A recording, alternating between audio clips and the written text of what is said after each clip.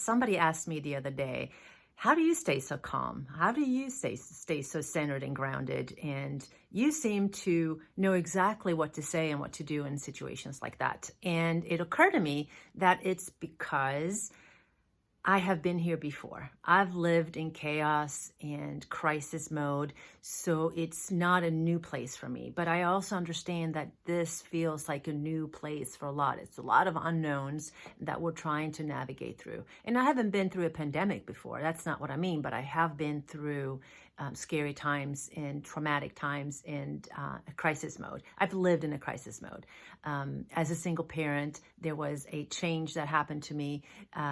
My situation changed. My marriage ended. I was moving to a new city. I had 2 young kids to care for, and I don't have any family in this country. I was on a serious overwhelm. Everything that was familiar to me was changing, and not by my choice. And that felt just very overwhelming is the only thing I could, chaotic, overwhelming. I was in a crisis mode. I was in a survival mode. So I know a lot of what we're experiencing, right, may seem that way. We are in a crisis mode. Everything that has been familiar to us is no longer. And we have to create a new reality, a new way of showing up and navigating in the world. And that can seem a little scary because there's so many unknowns. So the reason I stay calm, centered, and grounded is because I learned from my past experiences. I learned how to navigate and take care of myself.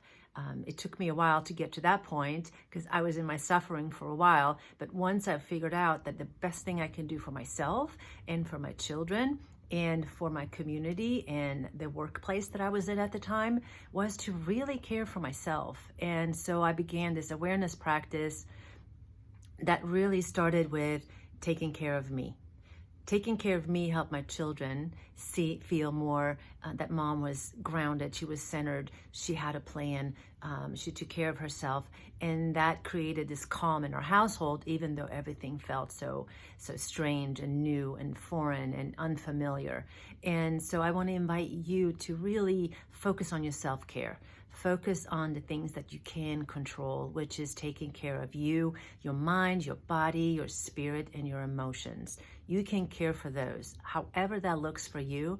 For me, it was meditation, prayers, it was going out in nature, it was sitting with myself and finding a comfort in the discomfort, getting to know myself so that I knew for myself what I needed in difficult, challenging time. So just like we know how to take care of a child that's scared or is insecure or has worries, that's what I did for myself. And that's what you can do for yourself. You can soothe yourself in ways that only you know what feels good. Only you know what you need to hear. Only you know what you need to see and feel in those scary situations. So do that for yourself. Practice becoming that which you seek on the outside. It is within you. You have all the inner resources that you need for any situation. I promise. I promise. I didn't think I did. And you dig deep enough, all the seeds are there. You just need to cultivate, water them, practice. It takes a practice. Just like you're not going to go into the gym one time and walk out with a 6-pack. I tried. It did not work. And the same thing with self-awareness. It's a practice. Getting to know yourself is a lifelong journey, and it doesn't have to be scary. It can be really rewarding. And so when you face whatever situation around you, you know what you need to do for yourself. So do that. And take real good care and be safe and practice social distancing right now, because that's going to help you. It's going to help your families, your friends, your community, and everybody right now. That's the best prevention we have, is self-care and self-distancing right now. Self-care. All right?